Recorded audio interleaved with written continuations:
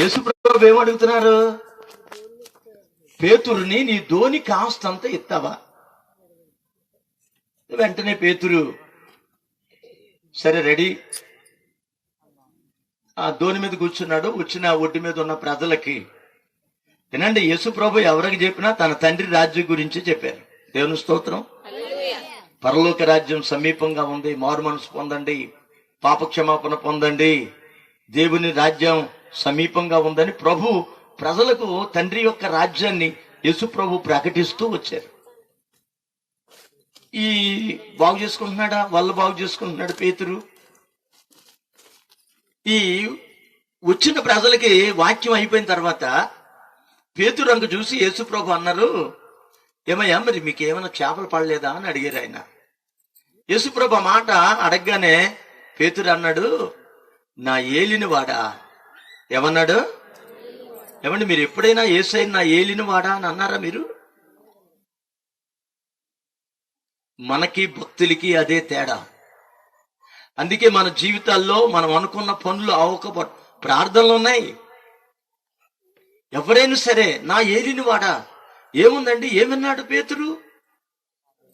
యేసు ప్రభు చెప్తున్న మాటలు వాళ్ళలో బాగు చేసుకుంటూ ఆ చెవిలో వేసుకుని వెంటనే నా ఏలిన వాడ, రాత్రంతా నేను శ్రమ పడ్డాను, నాకు ఒక్క చేపైనా, చెప్పండి, ఒక్క చేపైనా. చాలా మంది సంవత్సరాలు కష్టపడినా చేపలు దొరకవు. మా ఊర్లో కాయన ఉన్నారండి, క్రిస్మస్ రోజున వస్తాడండి బైబిల్ ఇచ్చుకుని, మళ్ళా క్రిస్మస్ రోజున కనపడతాడు. ఈ మయాన్ని కనపడ్డు. ఏమండి, బైబిల్ ఎప్పుడు తెరుస్తామో తెలుసా మనం? ఆదివారం కాదండి, క్రిస్మస్ రోజున. క్రిస్మస్ రోజున ఏం చేస్తామంటే అన్ని దులుపుకుంటాం కాబట్టి దీన్ని కూడా అక్కడ పెట్టి దీన్ని కూడా దులిపి పూజాన్ని వేసుకొస్తాం.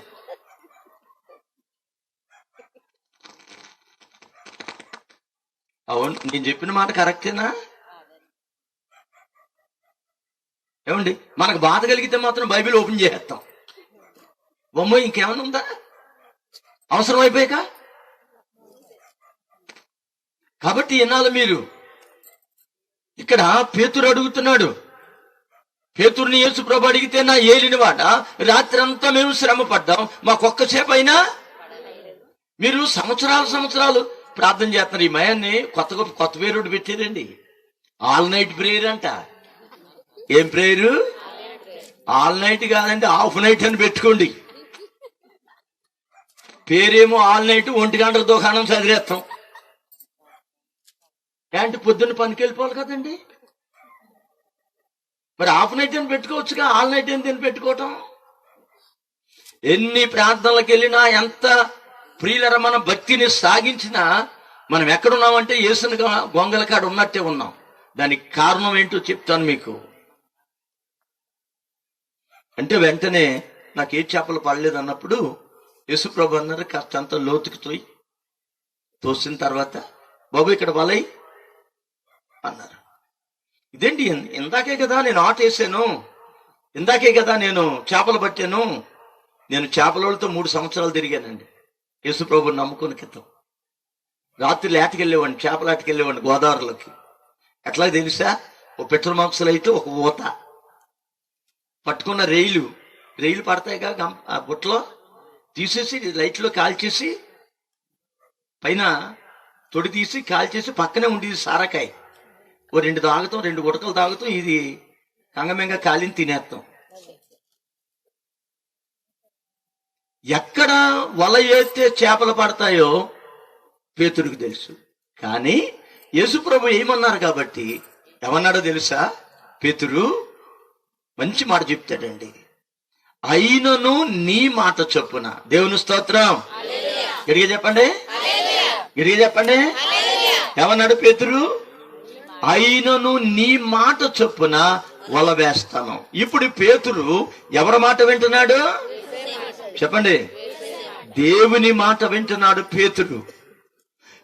దేవుని మాట విని ఎప్పుడైతే వల వేశాడో ప్రియులారా, వల పిగిలిపోయేన్ని చేపలు పడ్డాయి. దోణి నింపుకున్నాడు. ఇంకా మిగిలిపోతే పక్కనున్న వాళ్ళని పిలుస్తున్నాడు, ఒరే బాబు రండి, రండి, విస్తారమైన చేపలు ఉన్నాయి, రండి. 2 దోణిలు చేపలు పడ్డాయి. కారణం ఏంటి తెలుసా? పేతురు దేవుని మాట విన్నాడు. రక్షించబడి నాళ్ళు అయ్యింది. ఎప్పుడైనా దేవుని స్వరం వింటాం గాని, దేవుని మాట ఆలకించడం గాని, సమయానికి వెళ్ళి దేవుని సన్నిధిలో మోకరించడం గాని, ప్రార్థించడం గాని ఎప్పుడైనా ఉందా? ప్రభు ఎలా చేయమంటే మనం ఎలా చేస్తాం. సాధారణంగా ఈరోజు సంఘాలన్నీ కూడా దేవునికి మునుకోలలకు ఎదురు తిరిగే పరిస్థితులకు వచ్చేసారు. ఆలోచన చేయాలి మీరు. గాలి, నీరు, సముద్రము, నక్షత్రాలు, సూర్యుడు, చంద్రుడు, సమస్తం సృష్టిలో ఉన్న ఈ సృష్టి అంతా దేవుని మాట తూచ తప్పకుండా పాటిస్తా ఉన్నాయి. దేవాది దేవుడు వాటి కొరకు ప్రాణం పెట్టలేదే.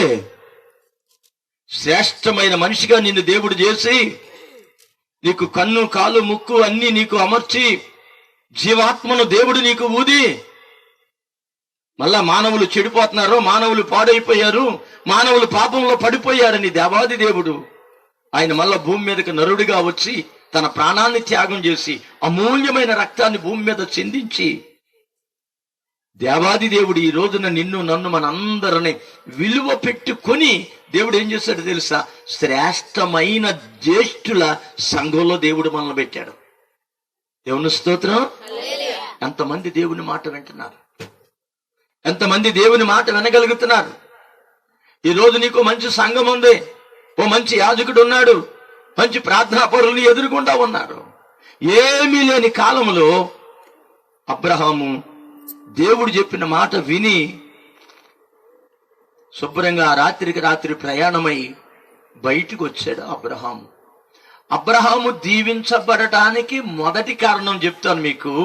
అబ్రహాము దేవుని మాట విన్నాడు. రెండోది, అబ్రహాము తన తల్లిని, తండ్రిని, బంధువులను విడిచిపెట్టి. ఈరోజు నేను మాట చెప్తానండి, మీరేం విడిచిపెట్టారు? నన్ను ఒక ఆయన అడిగాడు, సాక్ష్యం చెప్తాకి వెళ్ళిన అయ్యారు. సాక్ష్యం చెప్పే ముందు కులం చెప్పుకోవటంలో ఏమీ లేదండి. మన అందరిదే ఒకటే కులం. ఒకటే కులమా? మాట్లాడరేటం సేవకులు కులమా? మళ్ళీ వాళ్ళెందుకు సేవకులు చేస్తాం? చెప్పిదేనండి, మనం అందరము క్రీస్తు రక్తంలో కడగబడిన తర్వాత నో కులం. అవునా? అయితే నేను ఎక్కడి నుంచి వచ్చానో చెప్పాలి కాబట్టి నేను కాపు కులం నుంచి వచ్చాను అని చెప్పా. అయిపోయిన తర్వాత ప్రసంగం అంతా అయిపోయిన తర్వాత అన్నాడు, ఏమండి మీ సంఘంలో ఎన్ని కులాలు ఉన్నాయండి అన్నాడు. ఈయన కులపిచ్చాడు. ఏ పిచ్చోడు చెప్పండి? మా సంఘం కలగూర గంప అని చెప్పా. ఏమండి కూరగాయలు అమ్ముకుంటూ వాడి దగ్గర అన్ని ఉంటాయి ఉండవా? అన్ని రకాల కూరగాయలు ఉంటాయి. రెండో మాట ఏం చెప్పాను తెలుసా? మా సంఘము నోవహు గారి వాడలో అన్ని జాతులు ఉన్నాయి, మా సంఘంలో అన్ని జాతులు ఉన్నారని చెప్పా. దేవుని స్తోత్రం. గట్టిగా చెప్పండి. కొందరు కులపిచ్చి, కొందరికి కులగజ్జ ఇడిచిపెట్టేశారంట. మీకు మాట చెప్తున్నా, ఆదివారం నాడు మాంసం కొనుక్కుంటాకి వెళ్తారా? తోక్కడ ఇంటికి లేదు కుదిలి పెడతాడు మేకని తెలుస్తాకి. మీకు అర్థమైందమ్మోయ్, దేవుడు మేము దీవించును గాక. ఇప్పుడు మేము యేసు ప్రభువులోకి వచ్చిన చాలా మంది తోకలుంచుకుంటున్నారు. అర్థమైందా? నీ తోక కత్తిరించబడాలే. ఈ రోజున మనం అన్ని విడిచిపెట్టాం. ఏం విడిచిపెట్టావు? మన ఇంట్లో 2 క్యాలెండర్లు ఉంటాయి. ఒకటి క్రైస్తవ క్యాలెండర్, రెండోది ఎవరిదంటే బంగారం కొట్టుకెళ్ళాంగా వాళ్ళు క్యాలెండర్ ఇస్తారు, 2 ఇంట్లో పెడతారు. ఈ 2 ఇంట్లో పెట్టిన తర్వాత రోజు ఏం చూస్తామంటే క్రైస్తవ క్యాలెండర్లో చూసి వాక్యం చదువుతాం. అప్పుడెప్పుడన్నా ఎక్కడికైనా వెళ్ళాలనుకో అది చూస్తాం. అయ్యా చెప్పండి, మా అబ్బాయిని పెళ్లి కొడుకుని అమావాస్య రోజు చేశా. మా బంధువులందరూ ముక్కు మీద వేలేసుకున్నారు. తీసేయండి ముక్కు మీద వేయలేని చెప్పా. దేవుని స్తోత్రం. నేను రక్షించబడ్డ నాటి నుంచి నేటి వరకు ఒక ఆచారం గాని, ఒక పద్ధతి గాని, మా సంఘాల్లోకి రావటానికి వీల్లేదు, నా దగ్గరికి రావటానికి వీల్లేదు. వాక్యం ఏమైతే చెప్పుతుందో అదే నేను చేస్తే దేవుని స్తోత్రం కలుగును గాక. అందుకే దేవుడు ఒక రకంగా చెప్పాలంటే ప్రియులరా, ఏ స్థాయిలోకి నేను 15 సంవత్సరాలు తొక్కా సైకిల్. కొండల్లో, మారుమూల ప్రాంతాల్లో భయంకరమైన చేతబళ్ళు, చెల్లంగులు చేసేవారిని మయానికి కొండలెక్కి గింజి పట్టుకుని వెళ్ళి దేవుని పనిచేసిన రోజులు ఉన్నాయి. ఆ రోజు నుంచి ఈ రోజు మీ దగ్గర నేను కారులో వచ్చాను. నా పాత జీవితం వేరు.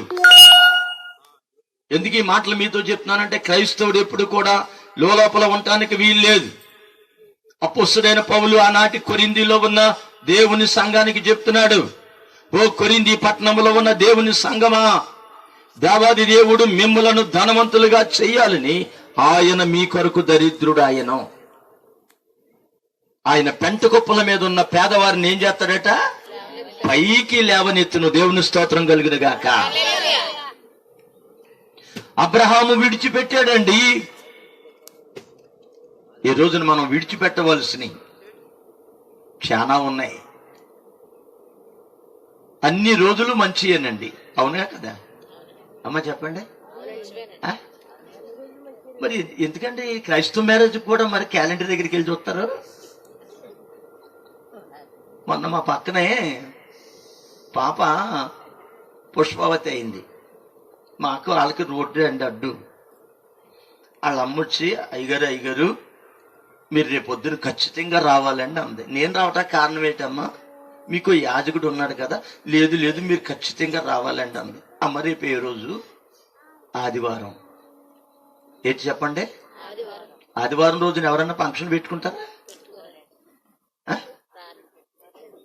చెప్పండి, పెట్టుకోరు. ఆదివారం నా దగ్గర ఎవరు భోజనానికి రమ్మన్నా నేను వెళ్ళను. సరేనమ్మా, నా ప్రార్థన అయిన తర్వాత ఏదైనా వచ్చి మీ పాపని దీవింతానన్నా. సందకాడండి, ఇంతకన్నా పెద్ద బాక్సులు ఉన్నాయి. మొట్టమొదట పాట వేసారండి. వాళ్ళకి నాకు అడ్డు అదే కదా, రోడ్డు అడ్డు. ఆలయంలో ప్రవేశించి బాణం ఉంది. దేవుని స్తోత్రం. ఆదివారం ఆలయంలోకి అందరూ వస్తారు అనుకున్నాను. ఆలయంలో ప్రవేశించి పాట అయిపోయిన తర్వాత ఏంటో నా గుండె గుర్తుమంటుంది. ఈ శబ్దానికి బాబోయ్ బేస్ పెట్టండి. ఇంకా వీళ్ళ క్రైస్తవులు బాబు కుర్రోళ్ళు మొత్తం అందరూ బేసు పెట్టి సినిమా పాటలు వేసి డ్యాన్సులు. ఆదివారం పొద్దున్నే అయ్యగారు ప్రార్థనకి టైం అయింది రండి. ఏమి క్రైస్తవులండి, గుడ్ క్రైస్తవులు. నీవింకనూ ఆచారాల్లో నిమగ్నమై ఉంటే దేవాది దేవుని యొక్క దీవెనలు నీకు రానేరావు. అబ్రహాము విడిచిపెట్టాడు. నీవు అన్ని విషయములలో దేవునికి నువ్వు దీవించబడాలంటే అన్ని విడిచిపెట్టాల. కులం, మతం, ఆచారం. ఎక్కడికైనా ప్రయాణానికి వెళ్ళామనుకోండి, పెద్దమ్మాయి ఎదురు రావాలట. ఎవరు రావాలమ్మా? మరి చిన్నదాన్ని నువ్వు కనలేదేటి? పెద్దమ్మ ఎదురొత్తే పని అయిపోద్దట. అయ్య బాబోయ్,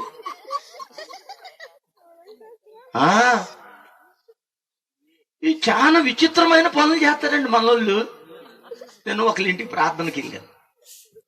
అమ్మా ఆదివారం ఎందుకు రాలేదు తల్లి? నా పాలసీ ఏంటంటే 2 ఆదివారం వెళ్తాను అయ్యగారు, 3వ ఆదివారం నేను వెళ్ళనండి, ఇంకా నా డ్యూటీ అయిపోయింది. సరే వెళ్ళాను. ఈ అమ్మగారు ప్రార్థనకి ఎందుకు రాలేదంటే, అయ్యగారు ఏదో కొద్దిగా ఇబ్బంది ఉండి రాలేదండి అంది. నేనేం చేశానంటే ఇలా పైకి చూశాను. గడపకి పెద్దది కట్టేసి ఉంది రాగిరేకు. ఏంటమ్మా అన్నాను. అంటే అంది కదా, అయ్యగారు నిన్న మా ఈదంతా వెళ్తానే చిలక జోషించుకొని చెప్పేవాడు వెళ్తూ నా ముఖం చూసి, మా చిలక యేసు ప్రభు నమ్ముకున్న వాళ్ళకి కూడా జోసేసుకుని చెప్పుద్దంటే రా రా రా అందంట. వచ్చి కూర్చున్నాడు. చిలకతో చెప్పాడు. ఏం చెప్పాడు? అమ్మగారి యొక్క జాతకం తెల్లమ్మ, ఈమె యేసుప్రభు నమ్ముకుంది చిలక అంటే అదేం చేసిందో తెలుసా? యేసుప్రభు బొమ్మలాగి లోనకు దూరింది. అర్థమైందా? అన్ని చదివాడు. అమ్మా యేసుప్రభు నమ్ముకున్నారు, మీరు చాలా ధన్యులు, దేవుడు మిమ్మల్ని దీవిస్తాడు అని అన్నాడు. లాస్ట్ లో అన్నాడట కానీ అన్నాడట. అంటే కానీ అంటే వెనకాల భూని ఏదో ఉందన్నమాట. ఏమన్నాడు అంటే అన్నాడు అమ్మ సైతానుడు మీ మీద కొన్నేసాడు అన్నాడట. ఆడు చెప్పింది సైతాడు మన మీద కొన్నేసాడని. ఈ అమ్మందంటే ఏం చేయాలి బాబా, ఆదివారం రూపాయి కూడా ఏదండి కానుక పెట్లో. ఆడికి 300 ఇచ్చి కట్టించుకుంది. ఎంతమ్మా? 300 ఇచ్చి కట్టించుకుంది. సరే నేను 3వ వారం పోయిన తర్వాత నా దగ్గరికి వచ్చింది. నేను దాన్ని అర్జెంటుగా తీసేయమని చెప్పాను. దేవుని స్తోత్రం. అది తీసి నువ్వు గుళ్ళోకి రా, ప్రభు దగ్గర పశ్చాత్తపడు. అయ్యగారు మీరు చెప్తున్నారు కదా మీరు ఉంటారా, మళ్ళీ నేనంట హామీ అంట. నేను ఏమన్నా చంద్రబాబుని ఇట్టి హామీని ఇచ్చేతకి. ఆచార సంబంధమైన క్రైస్తత్వము నుండి ఈ రాత్రి నీవు బయటపడదువుగాక. ఆమేన్ చెప్పండి. అబ్రహాము ఈ రోజును దీవించబడటానికి కారణం అబ్రహాము విడిచిపెట్టాడు సమస్తమును, ప్రాంతాన్ని విడిచిపెట్టాడు. ప్రియులారా, ఈ రోజు మీరు విడిచిపెట్టవలసినవి చాలా ఉన్నాయి. జాగ్రత్త. అబద్ధాలు, బూతులు, పనికిరాని మాటలు, ఇంక ఇలాంటి యవనస్తుల చేతిలో సెల్ ఫోన్ చేతిలో ఉంటే ఏళ్లకు దురద. అవునా చెప్పండి. మా సంఘంలో ఒక అబ్బాయికి పెళ్లి నేనే చేశాను. చాలా మంచి విధేయత కలిగినాడు. 2 పిల్లలు పుట్టారు. తాళం ఆయన దగ్గర ఉండదు, చర్చి తుడుతాడు, అన్నీ చేస్తాడు. నాకు నమ్మకమైన కుర్రాడు.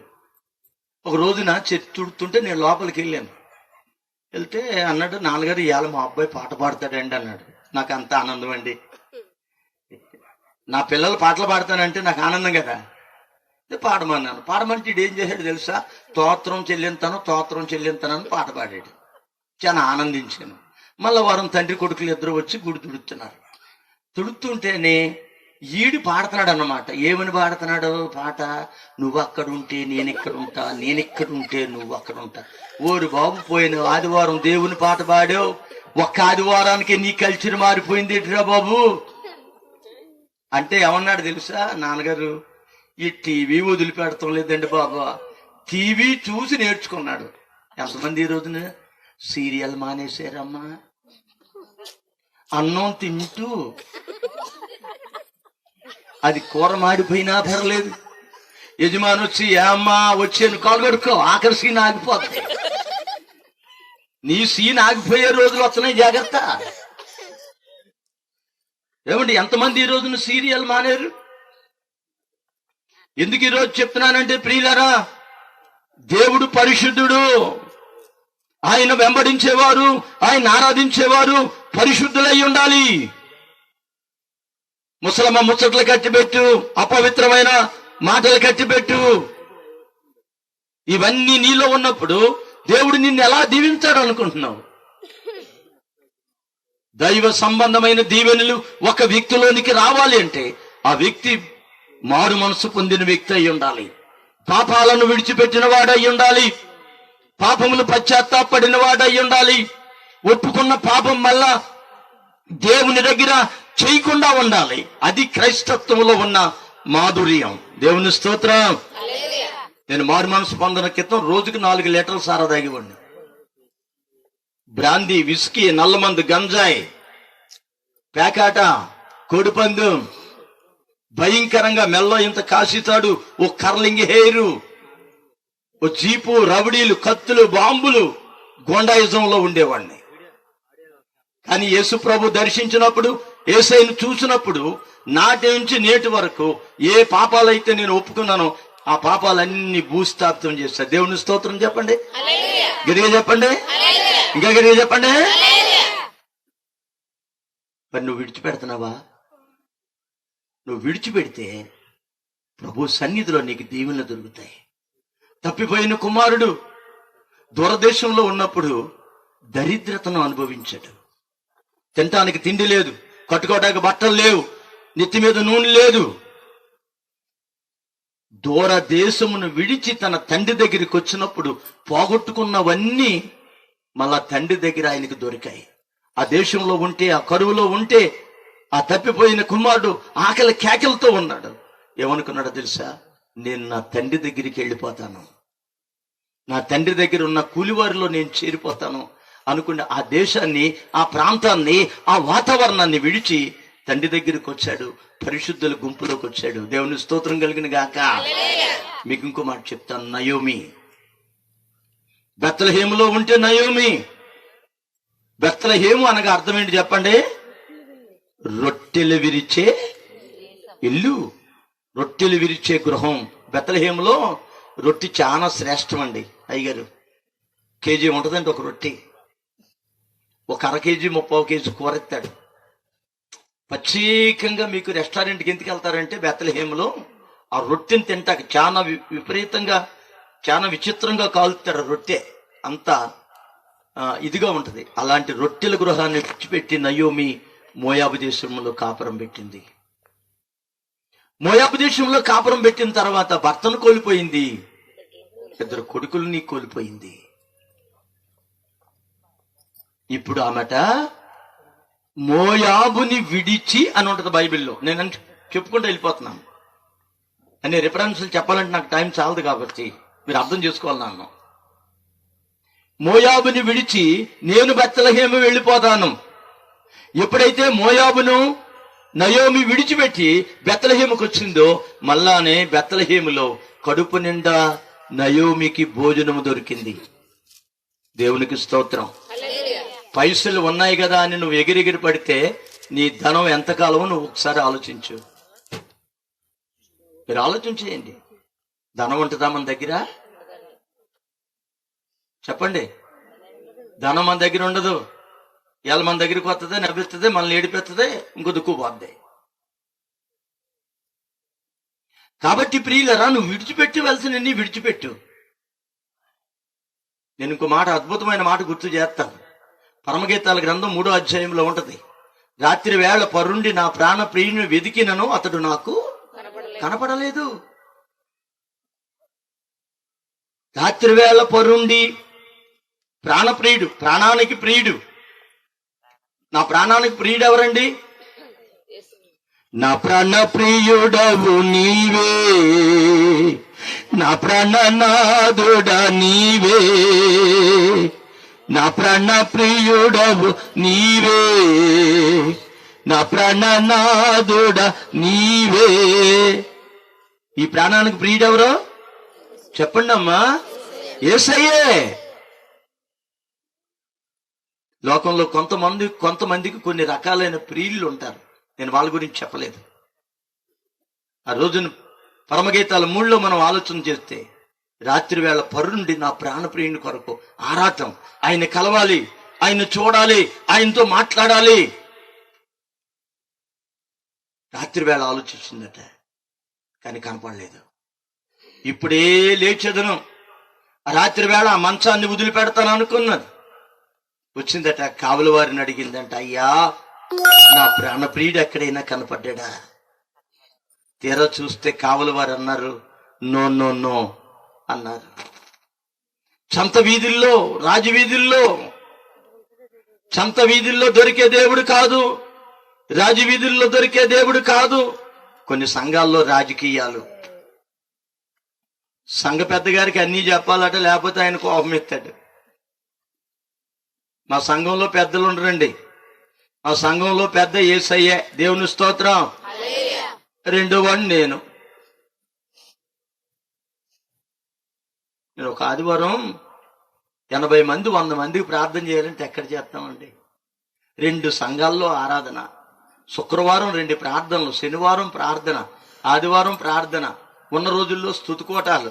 నేను బయట మళ్ళా ప్రసంగాలకు వెళ్తాను.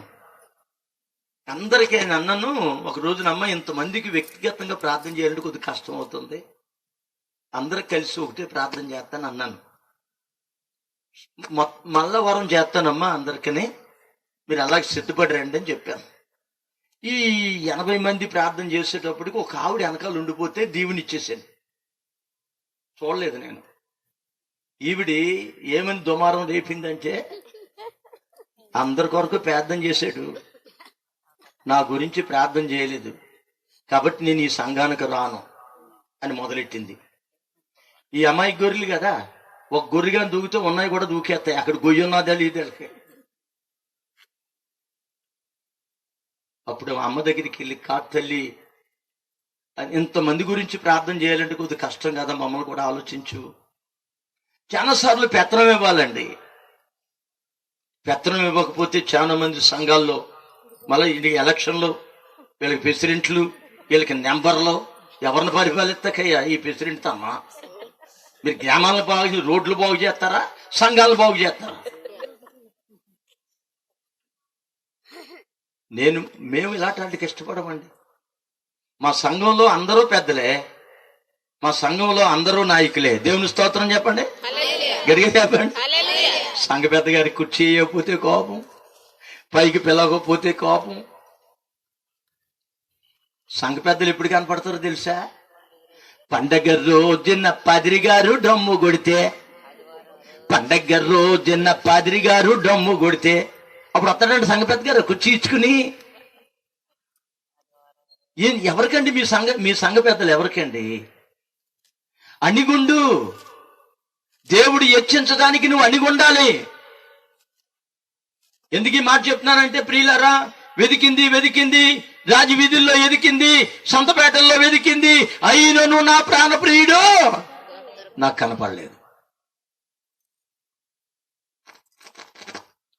వీళ్ళందరినీ విడిచి, కావల వారిని విడిచి నేను కొంత దూరము పోగా నా ప్రాణప్రియుడు నాకు దొరికితే నేను అతన్ని కౌగిలించుకున్నాను. దేవుని స్తోత్రం కలిగినగా హల్లెలూయా చెప్పండి, గట్టిగా చెప్పండి. ఎవరు కనపడినా ఎవరు కనపడకపోయినా యేసయ్య కనపడితే ఎంత ఆనందం అండి. దేవుడు స్వరమెత్తి మాట్లాడితే ఎంత ఆనందం అండి, అవునా కదా? కాబట్టి ప్రియులారా, మీరు విడిచిపెట్టవలసినవి అన్నీ మీరు విడిచిపెడితే దేవుడు మీ జీవితాలలో గర్భఫలం లేదా? ఇప్పుడే ఒక అమ్మాయి ఫోన్ అండి, అక్కడ వాక్యం చెప్తుంటే ఒక అమ్మాయి ఫోన్ చేసింది. అమ్మాయికి పిల్లలు లేరు మా సంఘంలో. అంకుల్, అమ్మ ఈ రాత్రి నేను ప్రార్థనలో ఉంటానని తెలుసా తెలీదా? తెలుసు. ఎందుకు ఫోన్ చేసావు? ఎవరో పాస్టర్ గారట అట్టుపళ్ళు ప్రార్థన చేసి ఇస్తే పిల్లలు పుట్టేస్తున్నారట. అయ్యా అర్థమైందా? ఇప్పుడు ఈ అట్టుపళ్ళు తినమంటారా మానేమంటారా? ఇప్పుడు అట్టుపండు తిన్న తర్వాత పిల్లలు పుడితే అట్టుపండుకే ఏమంటారా? చెప్పండి, దేవుని నామానికి మహిమ ఉంటుందా? నువ్వు మానే తింటావని చెప్పా. దేవుని స్తోత్రం కలిగినగా ఈ సేవకులు కూడా అలాగే అయిపోయారు. అట్టుపళ్ళు అమ్మే వాళ్ళు కొంతమంది, నూనె మీద పోసే వాళ్ళు కొంతమంది. నేను ఎవరిని విమర్శించడం లేదు, కానీ ఈ రాత్రి ఖచ్చితంగా నీవు గొర్రెపిల్ల యొక్క రక్తంలో కడగబడి దేవుని వాక్యంలో నువ్వు బ్యాలెన్స్ గా ఉన్నావు అనుకో, దేవుడే నేను లేపుతాడు. తగిన కాలమందు ఆయన మిమ్మలను హెచ్చించును. దేవుని స్తోత్రం కలిగిన గాక. నువ్వు ఉండు, అనుభవంలోకి రావాలి మీరు. అంటే నెంబర్ 1, అబ్రహాముని దేవుడు దీవించడానికి కారణం నెంబర్ 1, దేవుడు మాట విన్నాడు. నెంబర్ 2, విడిచిపెట్టాడు. నెంబర్ 3, అబ్రహాము జీవితంలో అద్భుతమైన 4 బలిపీఠాలు కట్టాడు. చెప్పండి, ఎన్ని బలిపీఠాలు? అందరు చెప్పాలి. 4 బలిపీఠాలు కట్టాడు అబ్రహాము. బలిపీఠాలు కట్టడంలో అబ్రహాముకున్న నైపుణ్యం ఇక బైబిల్ ఎవరికీ లేదు. అంత చక్కగా కట్టాడు అబ్రహాము. నెంబర్ 1 ప్రార్థనా బలిపీఠము. నెంబర్ 2 సహవాసం అనే బలిపీఠము. నెంబర్ 3 విధేయత అనే బలిపీఠము. నెంబర్ 4 సమర్పణ అనే బలిపీఠము. ఎన్ని బలిపీఠాలు? చెప్పండి, ఎన్ని బలిపీఠాలు? 4 బలిపీఠాలు కట్టాడు అబ్రహాం. 4 బలిపీఠాల్లో నెంబర్ 1 ప్రార్థనా బలిపీఠం. ప్రియులారా, మీ ఇళ్లలో దేవారాత్రులు అగ్ని మండుచున్నట్లుగా ప్రార్థన 24 గంటలు మీ ఇంట్లో ప్రార్థన జరగాలి. ఆనాటి కాలంలో అబ్రహాం అయితే అట్లా కట్టాడు. గాని కొత్త నిబంధనకు వచ్చే మనం కొత్త నిబంధన విశ్వాసులం కాబట్టి మన ఇళ్లలో నిత్యము ధూపం వేస్తూ ఉండాలి, ప్రార్థన జరుగుతూ ఉండాలి. ప్రార్థన. 2 సహవాసము. సహవాసం అండి చాలా ప్రాముఖ్యమండి. సహవాసం మనం ఎవరితో చేయాలి? యేసయ్యతో చేయాలి. 3వదిగా విధేయత. చెప్పండి ఏంటంట? అందరూ చెప్పండి. ఇందాక పాస్టర్ గారు పాపం వందనాలమ్మా అంటే ఎవరో వందనాలు చెప్తలేదు. వందనాలమ్మా ఎవరో వందనాలు చెప్తలేదు. పాస్టర్లు గౌరవించినప్పుడు సంఘంలో నువ్వు కూర్చోవటం చాలా విధేయతగా కూర్చోవాలి. నువ్వు కట్టుకున్న బట్టలు చాలా విధేయత కలిగి ఉండాలి. లోకంలో కట్టుకుంటున్నారు, నువ్వు కట్టుకుంటున్నావు, వాళ్ళకి నీకు ఏంటి తేడా? లోకంలో వాళ్ళు వేసుకుంటున్నారు పెదవులకు రంగులు, నువ్వు వేసుకుంటున్నావు రంగులు, ఏంటి వాళ్ళకి నీకు తేడా ఏంటి? జాగ్రత్త. యేసు ప్రభుని నమ్ముకుని కూడా, యేసుని వెంబడిస్తూ కూడా పరివర్తన లేని జీవితం, మారు మనసు లేని అనుభవం ఎట్లా వస్తుందయ్యా నీకు బ్లెస్సింగ్? ఎలాగ దేవుడు నిన్ను ఆయన దీవించగలుగుతాడు? ఆలోచన చేయండి. ప్రతి క్రైస్తవ కుటుంబంలో ఈ 4 బలిపీఠాలు కట్టుకోవాలి. ప్రార్థన ఉన్న కాడ సమృద్ధి ఉంటుంది. దేవుని స్తోత్రం. గట్టిగా చెప్పండి. ఈరోజు మేము నిలబడ్డామంటే కారణం అదే, నేర్చుకున్నాం మేము. నేను 6 నెలలు మాత్రమే ట్రైనింగ్ అయ్యింది. 6 మాసాలు బైబిల్ చరిత్ర చదువు తెలుసుకున్నాను అంతే. ఈరోజు నాకు 66 పుస్తకాలు, నేను అలా పెట్టి మొత్తం 66 పుస్తకాల చరిత్ర చెప్పేస్తాను నేను. కారణం ఏంటి తెలుసా? అనుదినము దేవుని వాక్యం చదవటం, వాక్యాన్ని ధ్యానించటం, ఖాళీగా ఉన్న టైంలో మోకరిస్తాం, ప్రార్థన చేయటం, ప్రభు మీద ఆధారపడతాం. నేను మీకు చెప్పాను ఇందాక, పక్క తాగుబోతునండి. చాలా గోండాయిజం ఉన్నది. అలాంటి గోండాయిజంలో మా అత్తూరు ఉంగరాలు వచ్చి పెట్టారు.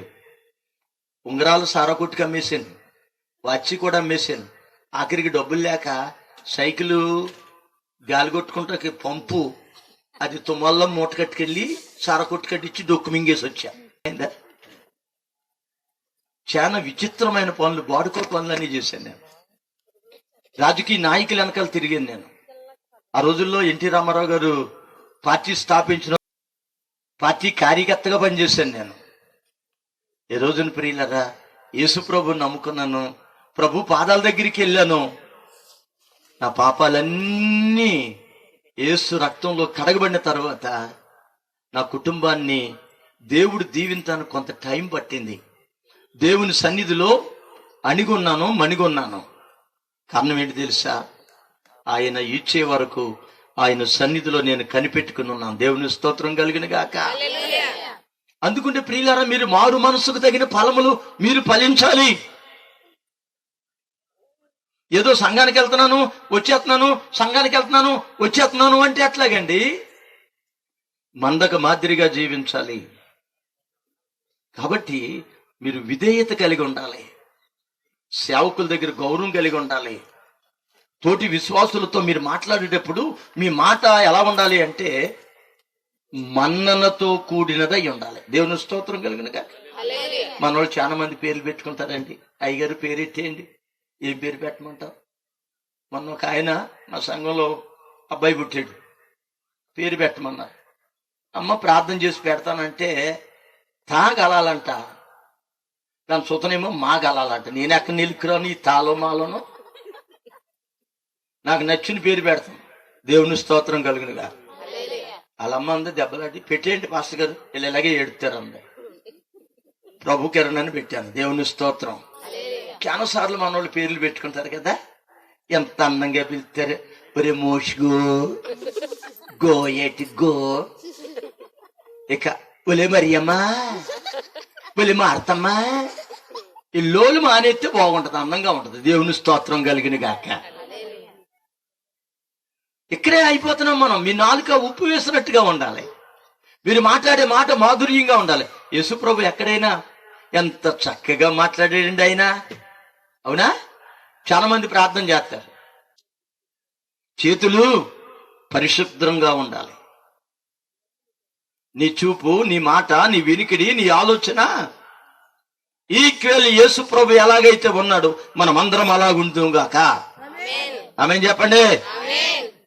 అంతేనండి. ఆయన పిల్లలం, ఆయన రూపు, ఆయన రేఖ, ఆయన కన్ను మనకిచ్చాడు.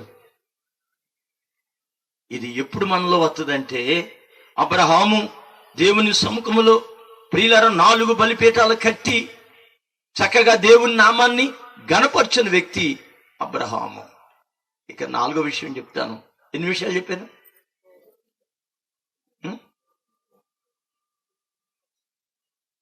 ముగిచ్చేస్తే బాగుండేమో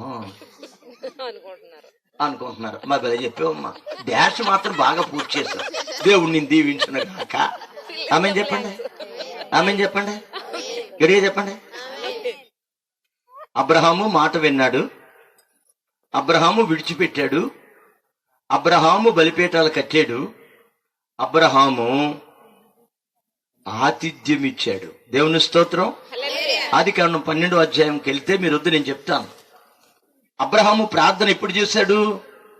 మిట్ట మధ్యాహ్నం సమయంలో అబ్రహాము మమ్రేము గుడారము వాకిటి దగ్గర ఆయన మోకరిచ్చి ఉన్నప్పుడు ఆయన 3 మనుషులు కనపడ్డారట. దేవుని స్తోత్రం. ఏమన్నాడో తెలుసా? దాసులారా, దాసులారా, ఎండవేళ మా ఇంటికి వచ్చారు, మా ఇంటిలో కాస్తంత మీరు అలక తీర్చుకుంటే నేను మీకు చక్కగా ఆతిథ్యం ఇస్తాను అని చెప్పి వాళ్ళ 3 ఇంట్లో కూర్చోబెట్టి సారమ్మ గారి దగ్గరికి వెళ్ళి, అమ్మా మన ఇంటికి ఇవాళ అతిథులు వచ్చారు, నేను మన మందలోనికి వెళ్ళి ఒక శ్రేష్టమైన పెయ్యని తీసుకొస్తాను, నేను వచ్చే లోపల నువ్వేం చేయాలంటే అప్పములు తయారు చేయాలి. ఆ రోజుల్లో ఏమైనా మిషన్లు ఉన్నాయా? లేవు. అంటే అక్కడ అర్థం ఏంటంటే ప్రియులారా, అబ్రహాము యొక్క కుటుంబం దేవునికి ఆతిథ్యం ఇచ్చారు. చక్కగా వాళ్ళు తింటూ ఉంటే, అబ్రహాము విసురుతూ ఉంటే సేవకులకు, వారు తెలియకే దేవదూతలకు ఆతిథ్యం ఇచ్చారు అని ఉంటది బైబిల్ గ్రంథంలో. క్రైస్తవ కుటుంబంలో మెండైన దీవెనలు మీరు కలిగి ఉండాలంటే మొట్టమొదట ప్రియులరా మీరు మీ సేవకుని గౌరవించాలి, సేవకులకు ఆతిథ్యం ఇవ్వాలి. నీకున్నదే పెట్టు, సేవకులకి ఆతిథ్యం ఇవ్వాలి. నీ కుటుంబం దీవించబడాలి అంటే, అబ్రహాము దీవించబడటానికి కారణం ఎండవేళ వచ్చిన దైవ సేవకులను చక్కగా ఆదరించి కూర్చోబెట్టి ఆతిథ్యం ఇచ్చాడు. ఎవరైనా సేవకులు మా ఇంటికి వస్తే మాకు ఆనందం అండి. దేవుని పిల్లలు ఎవరైనా మా ఇంటికి వస్తే ఎంత ఆనందం ఉందో తెలుసా? మాకు చాలా హ్యాపీ అవుతాం మేము. కారణం ఏంటి తెలుసా? అలాగున చేయబట్టే దేవుడు మమ్మల్ని ఈ స్థితిలోకి తీసుకుని వచ్చాడు. నేను చాలా కష్టాలు పడ్డానండి. ఆకలి కేకలు వేసిన రోజులు ఉన్నాయి. వెళ్ళి ఎవరిని ₹1 అప్పు తీసుకోవటం గాని, అప్పు పుచ్చుకోవటం గాని, గంజి తాగి బతికిన రోజులు ఉన్నాయి. నేను ఇలాగెళ్తే అలా సంపాదించాను. నో, దేవుని నామానికి అవమానం కలగకూడదు. ఏ ఊర్లో అయితే పుట్టానో, ఏ ఊర్లో అయితే నేను పెరిగానో, ఏ ఊర్లో అయితే అయిన వారందరి చేత దేశించబడ్డాను. నేను యేసుప్రభు నమ్ముకున్నానని మా కులపు వాళ్ళందరూ మమ్మల్ని దగ్గర చేరనివ్వలేదండి, వెలివేశారు. కథ కార్యక్రమాలకు మమ్మల్ని పిలవలేదు. పిలవలేకపోయినా పర్వాలేదు, నా కన్న తండ్రి నాకున్నాడు.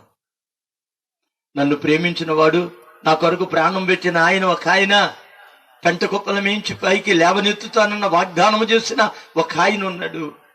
ఆయన మీద మేము ఆధారపడి ఉన్నాం. మా అమ్మగారు చనిపోయింది, ఊరందరూ కట్టగట్టి రాలేదండి. 5 అన్నదమ్ములు మేము.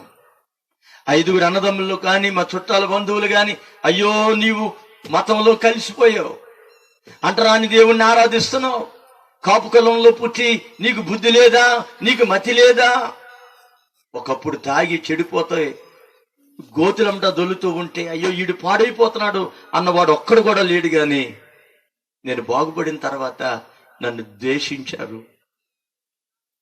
నిందలు, అవమానాలు మీకు అర్థం కాదండి. చెప్పానంటే మీరు తట్టుకోలేరు. నా జీవితంలో ఎన్నో మెలుకులు. సైకిల్కి చూపులు బద్దలాసిపోతే రుమాలు కట్టుకుని సువార్త చేసిన దినాలు ఉన్నాయి. నేను ఈ విషయాలన్నీ మీకు ఎంతో చెప్తున్నాను తెలుసా? అలాంటి నా జీవితాన్ని యేసయ్య మలిచాడు. నా జీవితంలోకి యేసయ్య ప్రవేశించాడు. నా జీవితం మారిపోయింది, నా అలవాట్లు మారిపోయినాయి, నా పద్ధతులన్నీ మారిపోయినాయి. మీరు ఆతిథ్యం ఇచ్చేవారుగా ఉండాలి. దేవుని స్తోత్రం చెప్పండి, గట్టిగా చెప్పండి, మరి గట్టిగా చెప్పండి. ఇంకా అబ్రహాములో ఉన్న శ్రేష్టమైన గుణం చెప్తాను మీకు నేను. అబ్రహాము మెల్కీషేదకు రొట్టె ద్రాక్షారసం ఇచ్చాడు. అబ్రహాము ఎప్పుడైతే మెల్కీషేదకు రొట్టె ద్రాక్షారసం ఇచ్చాడో, అబ్రహాం ఏం చేశాడో తెలుసా? అబ్రహాముని మెల్కీషేద సర్వోన్నతుడైన దేవుని పేరట, అబ్రహామా నీవు దీవించబడదువుగాక. ఆమేన్ చెప్పండి, ఆమేన్ చెప్పండి. ఇంకా అబ్రహామట అన్ని విషయములలో దేవునికి దశమ భాగము ఇచ్చెను. ఎన్ని విషయాల్లో? నేను మీరు బాధపడినంటే చెప్తాను. మీ కష్టార్జితంలో కానీ, లేకపోతే మీ గవర్నమెంట్ జాబ్ అయితే మీ నెల జీతంలో కానీ తూచా తప్పకుండా ప్రతి నెల నేను దేవునికి దశమ భాగం తీస్తున్నాను, దేవునికి నేను దశమ భాగం ఇస్తున్నాను అన్న వాళ్ళు మాత్రం దేవుని స్తోత్రం చెప్పండి.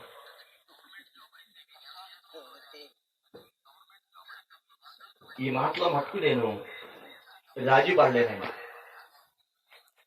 నాకు ఆదివారం రెండు ఆరాధనలో లెక్క పెట్టి ముందర దశమ భాగం తీస్తాను.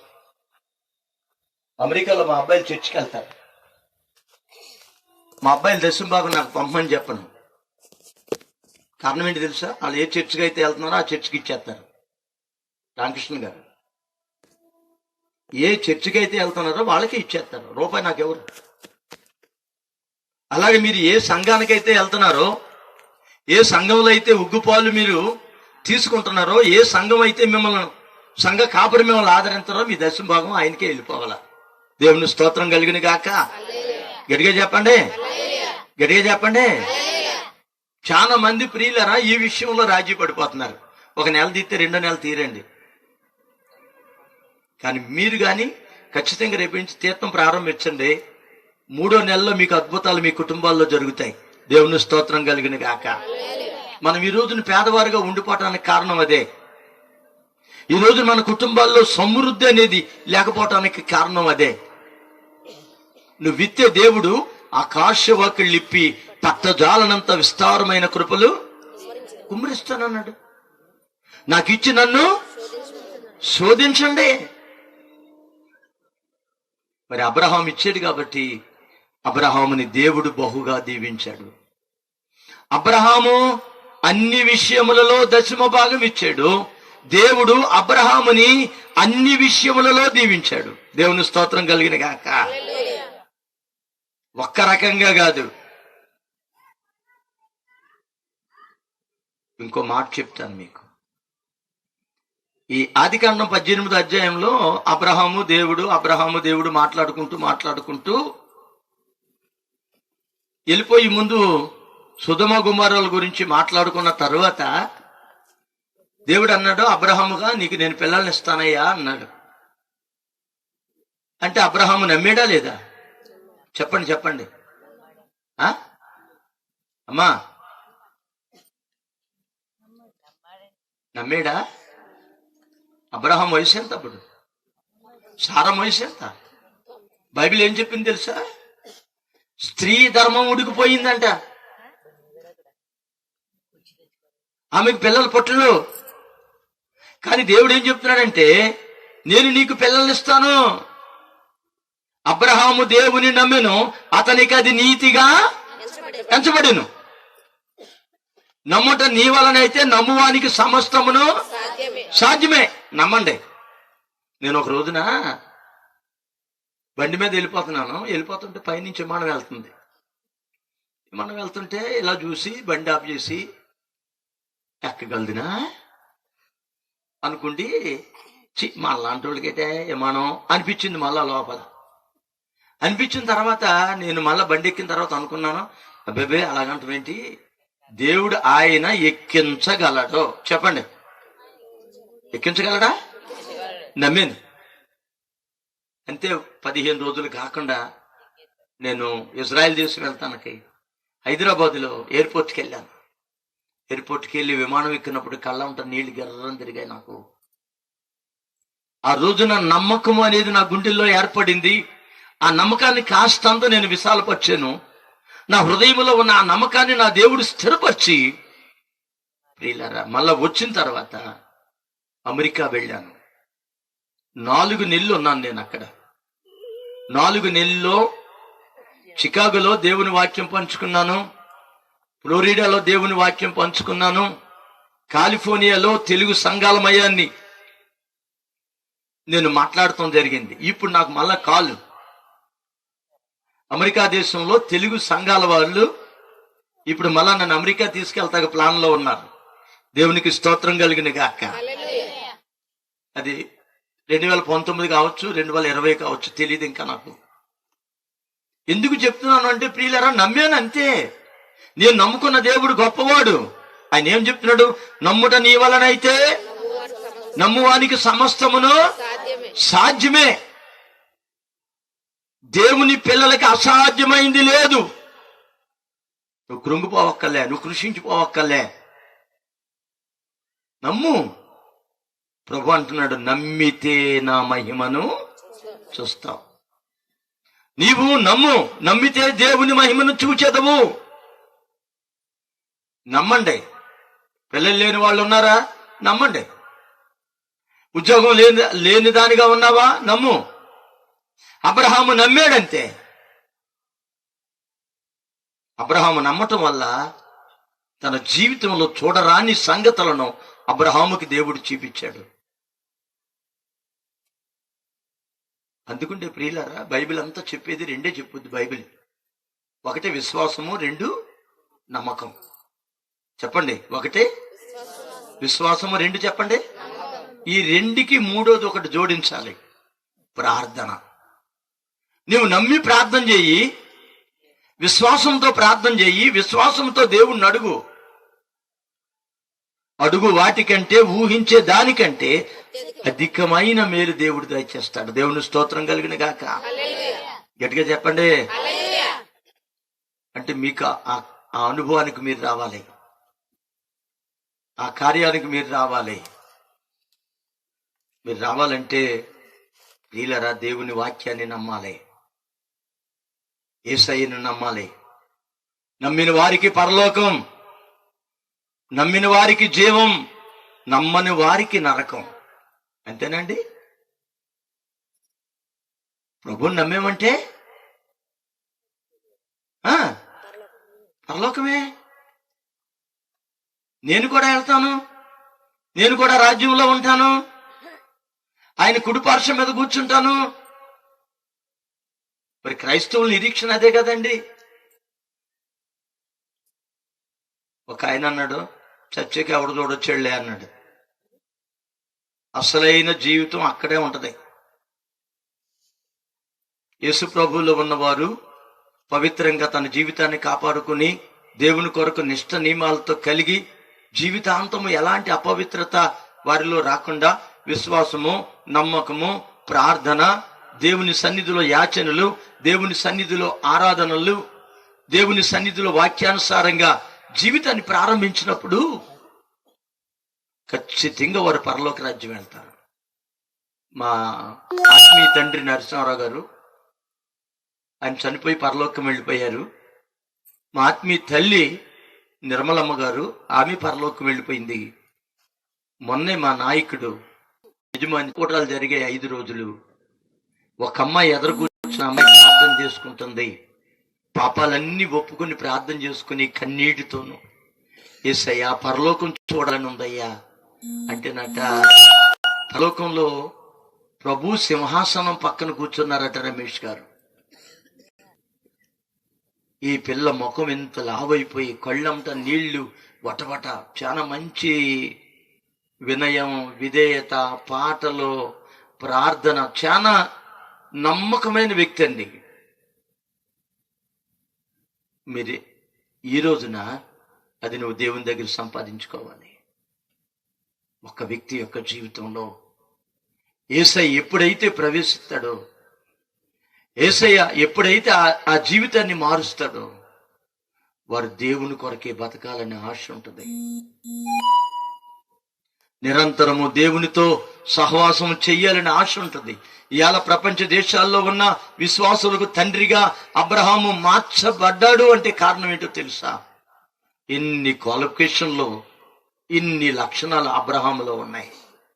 ఈ మనలో ఇన్ని నేను చెప్పిన దాంట్లో కనీసం ఒకటైనా మన దగ్గర ఉందా అండి? అమ్మ చెప్పండిరా, ఉందంటారా? లేకపోతే ఈ రోజు నుంచి నువ్వు దాన్ని ప్రారంభించు, ఈ రోజు నుంచి అవలంబించు. అబ్రహాము నమ్మాడు. దేవుడు అబ్రహాముకి మంచి బిడ్డనిచ్చాడు. దేవుని స్తోత్రం. గట్టిగా చెప్పండి. ఇచ్చిన బిడ్డను దేవుడు ఏం చేశాడు? మళ్ళా అడిగాడా? అబ్రహాము కుమారుణ్ణి ఎక్కువ ప్రేమించాడా, దేవుడిని ఎక్కువ ప్రేమించాడా? చెప్పాలా? ఒక కుమారుడు, అల్లారి ముద్దుగా పెంచుకుంటున్న కుమారుడు. కానీ అబ్రహాము కుమారుణ్ణి ప్రేమించలేదు. గాని ఏ దేవుడైతే వాగ్దానం చేశాడో, ఏ దేవుడైతే మాట ఇచ్చాడో, ఏ దేవుడైతే బయటికి రమ్మన్నాడో, ఏ దేవుడైతే అబ్రహాముని గొప్ప జనమునకు తండ్రిగా చేస్తానని వాగ్దానము చేశాడో, ఆ దేవుణ్ణినే ప్రేమించాడు. నిజంగా మీరు దేవుణ్ణి ప్రేమింస్తే ఆదివారం అందరికన్నా ముందర వెళ్ళి గుళ్ళో కూర్చుంటారు. అవునా? చెప్పండి. ప్రేమించడం అంటే ఏంటి? వాక్యాన్ని గైకొంటాం. రిఫరెన్సులు చూపిస్తాను నేను, నాకు టైం లేదని చెప్పుకుంటూ వెళ్ళిపోతున్నా. ఒక వ్యక్తి దేవుణ్ణి ప్రేమింతే లోకాన్ని ప్రేమించలేడు. ఒక వ్యక్తి దేవుణ్ణి ప్రేమింతే డబ్బులు ప్రేమించలేడు. నేను ప్రాంతం వెళ్ళానండి. మాకు కంసాల్ అంటే మీకు అర్థం అవుద్దని, విశ్వబ్రహ్మాల నుంచి రక్షించబడిన ఒక అక్క ఉండేది మాకు. మేము ఆ ఇంట్లోనే నేను కొంతమంది సేవకులు మాకు భోజనాలు పెట్టి, మాకు చాలా ఆదరించి, మాకు టీలు ఇచ్చి, చాలా బాగా సేవకులు అంటే చెవు కోసుకుని అంత పరిచయం చేసింది ఆ తల్లి మాకు. ఒక రోజు నేను చూస్తామని వెళ్ళాను, అక్కను చూద్దామని వెళ్ళి ఆ ఇంటికి వెళితే పరిస్థితులు చాలా తారుమారుగా ఉన్నాయి. ప్రభు మాట్లాడుతున్నారు నాతో, నీ జేబులో ఉన్న పైసలు ఇచ్చేయి, నీ దగ్గర ఎంత ఉంటే అంత ఇచ్చేయి ముందరా. ప్రభు మాట్లాడుతుంటే నేను అనుకున్నాను, ఏంటి ప్రభు డబ్బులన్నీ ఇచ్చేయమంటున్నావు, నేను తిరిగి వెళ్ళాలి కదా, నేను ఎట్లాగెళ్ళను?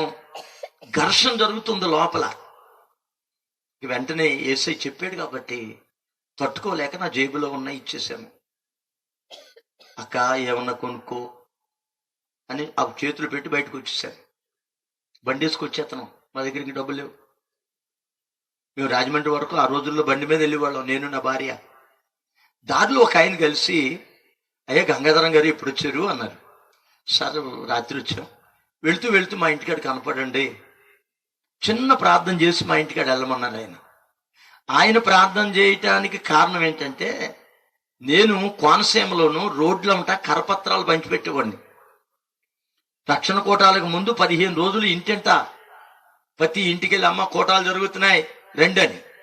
అలాగే నేను ఒక ఇంటికి వెళ్ళేటప్పటికి ఈ వేళ దిగింది ఒక అమ్మాయి కొయిటా నుంచి, రేపు పెళ్లి కూతురుని చేస్తారు, ఎల్లుండి పెళ్లి. ఇప్పుడు ఈ ఉదయం దిగింది కదా, మధ్యాహ్నం మేము సువార్తకి వెళ్ళాం. ఈ అమ్మాయి దిగ్గానే అందరూ బాగున్నారా బాగున్నారా బాగున్నారా, బాగున్నాం బాగున్నాం, అందరూ సెకండ్ ఇచ్చారు, బాగున్నాం బాగున్నాం అని కాసేపటికి జుట్టు అంతా పీక్కుని, ఏంటి నాకు పెళ్లి చేస్తారా, మీ పెళ్లి చేస్తానంటూ మొదలెట్టిందట. ఎవరో ఈ అమ్మాయి కొయిటా నుంచి వచ్చింది. ఎక్కడి నుంచి వచ్చింది? ఈ అమ్మాయి చంద్రబంద్ర డాన్సులు వేస్తుంటే అంతలోకి మేము అందరం కరపత్రాలు పట్టుకెళ్తుంటే ఈయన వచ్చాడు. ఈ సేవకుడు స్వస్థతలు లేవంటాడు, దెయ్యాలు లేవంటాడు. ఈయన కంపరం ఎక్కిపోయింది పిల్లని చూసి. అయ్యా రండి బాబు రండి. లోపలికి వెళ్ళాం. లోపలికి వెళ్ళగానే, రే ఎక్కడి నుంచి వచ్చాను అనుకున్నా అంది. ఓమ్మోయ్ ఎక్కడి నుంచి వచ్చావు? కోయిట్ నుంచి వచ్చాను. ఓరి నువ్వు కూడా విమానాలు ఎక్కుతున్నావా? నేను వెళ్ళమన్నా వెళ్ళను అంది. పిల్లరా యేసు నామంలో ప్రార్థన చేస్తే ఆ అమ్మాయికి దెయ్యం పోయింది. దేవుని స్తోత్రం. ఆ అమ్మాయికి పెళ్లి అయిపోయింది, పిల్లలు కూడా పుట్టేశారు. ఇది ఆ సేవకుడు మనసులో ఉండిపోయి ఇంటికి రమ్మన్నాడు. ఇంటికి వెళ్ళాం. ఇంటికి వెళ్ళిపోయిన తర్వాత ఒక కవర్ ఇచ్చాడండి. దారిలో టీ తాగమన్నారు మమ్మల్ని. టీ తాగమంటే ఓ మా ఉంటే టీ తాగదా ఎంత కావాలంటే రూపాయి అంటే ఎక్కువ. ఇప్పుడంటే 5 రూపాయలు టీ అయింది. సరే నేను చెప్పలేనంత కానుక నా జేబులో పెట్టి ఆ కవర్లో పెట్టి ఇచ్చాడండి. నేను ఈ మాట నీతో ఎందుకు చెప్తున్నాను తెలుసా? ఒక వ్యక్తి దేవుని చేత ఆత్మ చేత నింపబడినప్పుడు, ఒక వ్యక్తి యొక్క జీవితంలో దైవాత్మ పనిచేస్తూ ఉన్నప్పుడు దేవుని ఆత్మకే అతడు లోబడును గాక. ఆమేన్ చెప్పండి, ఆమేన్ చెప్పండి. నేను ఎందుకు ఈ మాట మీతో పలుకుతున్నానంటే ప్రియులారా, నేను ఆయాలు ఇచ్చాను కాబట్టి దేవుడు నాకు సమృద్ధిగా ఇచ్చాడు. అబ్రహాము దేవుని ప్రేమించాడు గనుకే ఏకైక కుమారుడు, ఒక్క కుమారుడు ఎవరికి ఇచ్చాడండి? అబ్రహాము ఏ దేవుడైతే ఇచ్చాడో ఆ దేవునికి తిరిగి ఇచ్చాడు అబ్రహాము. దేవుణ్ణి ప్రేమించేవారు తనది ఏది తందనుకోరండి. ప్రభువును ప్రేమించేవారు చేసే పనులు చెప్తానేనండి. నువ్వు దేవుణ్ణి ప్రేమింతే ప్రతి ఆదివారం 10:30కి ఆరాధన అంటే 10 గంటలకు వెళ్ళాలి నువ్వు. కొందరు పాటలు పాడేటప్పుడు వస్తున్నారండి. ఇంకొక అమ్మాయి ఏముందో తెలుసా? ముగింపుకి వెళ్ళి ఆఖరి ప్రార్థనలో ఉన్నానంటే దీవెన వచ్చేస్తుందంట. ఇకపోతే పొలంలో ఉండి వాక్యం వినేవాళ్ళు ఉన్నారండి, గొట్టాలమ్మట. ఒకరోజు వాక్యం చెప్తే పొలంలో ఉండి మా విశ్వాసులు వాక్యం విని మళ్ళా ఆదివారం వచ్చాన్నారు. అయ్యగారి అంత బాగా చెప్పారండి, భలేగా ఉందండి అన్నారు. ఒరే గొట్టాలు దింపేంటి రా కిందకి, గొట్టాలు వెళ్ళకూడదు ప్రసంగం అని గొట్టాలు దింపించేసి ఆదివారం మానేసి పొలాల్లో ఉండి వాక్యం వినేవాళ్ళు కొంతమంది. అందుకే ఈరోజు క్రైస్తత్వంలో దైవ దీవెనలు లేకుండా పోతున్నాయి. అబ్రహాము ప్రేమించాడు. నేను ఆఖరి మాట చెప్తాను. అబ్రహాముని దేవుడు ఎమ్మన్నప్పుడు తన కుమారుణ్ణి స్తోత్రం కలిగిన జీవితం చెప్పండి ఏంటి? అందరు చెప్పాలి. సమర్పణ ఉండాలి. సమర్పణ జీవితం అనగా దాని అర్థం ఏంటంటే నీ అవయవాల్లో అన్ని అవయవాలు దేవునికి నువ్వు సమర్పించాలి. కన్ను సమర్పించు, అది మళ్ళా చెడ్డం చూస్తాకి కన్ను ఒప్పుకోదు. చేతులు సమర్పించు, కాళ్ళు సమర్పించు. ప్రియులారా, నేను ఒక మాట చెప్తాను. యేసుప్రభు మోసిన సిలువన 150 కేజీలు అంట బరువు. ఎంతండి? 150 కేజీలట. 8 అంగుళాలు పొడిగట మేకు, ఒక్క మేకు. రెండు మాట చెప్తాను. యేసుప్రభుని సిలువకు అప్పగించేశారు. తీర్పు అయిపోయింది యేసుప్రభుకి. మేకులు కావాలి. మేకులు కావలసిన వాళ్ళు ఈ పనిచేస్తున్న బట్టలు కిరాణా షాప్కి వెళ్ళారట. వెళ్ళి మేకులు అడిగారు. మేకులు అడిగితే షాప్ వాడు అన్నాడు, మా దగ్గర కొత్తవి లేవయ్యా, పాత పడిపోయిన మేకులు ఉన్నాయి, ఏదైనా 3 మేకులే ఉన్నాయి అన్నాడట. అంటే ఆ పాతయ్యే కావాలి, కొత్తవి మాకు అక్కర్లొద్దు. కొన్ని పైసలు తీసుకున్నాడు కొట్టోడు. మేకులేమో ఈ బొట్టలు తీసుకున్నారు. అప్పుడు ఈ కిరణ కొట్లు కూర్చున్నాడు. అడిగేటట, అయ్యా అయ్యా ఏంటి ఈ మేకులు ఎందుకు?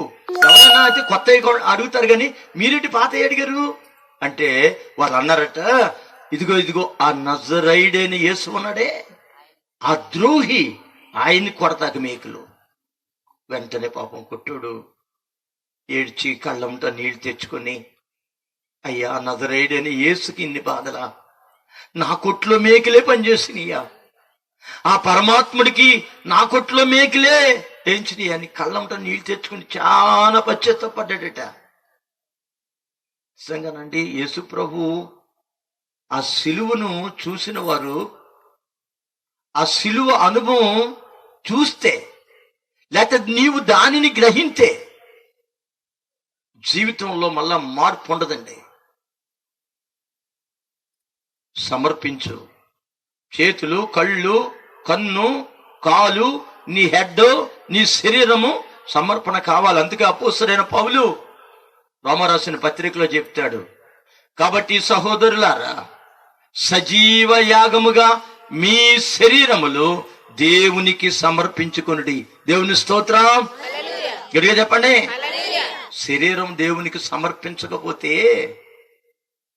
శరీరేచ్ఛలు, శరీర కోరికలు నిన్ను ఏలుబడి చేసి పాపములోనికి నెట్టేస్తాయి. జాగ్రత్త. మీకు పాత నిబంధన కాలంలో బలి అర్పణ ఉండేది. బలి అర్పించిన తర్వాత ఏం చేస్తారంటే, దేనినైతే, ఏ జీవాన్నైతే బలి ఇచ్చారో దానిని అగ్నిలో కాల్చాల.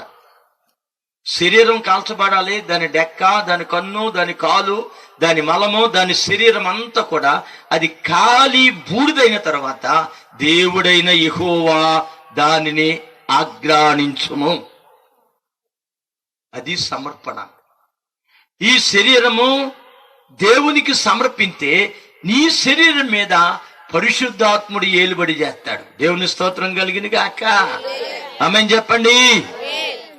కాబట్టి క్రైస్తవ జీవితానికి సమర్పణ ఉండాలి. చెప్పండి, ఏముండాలి?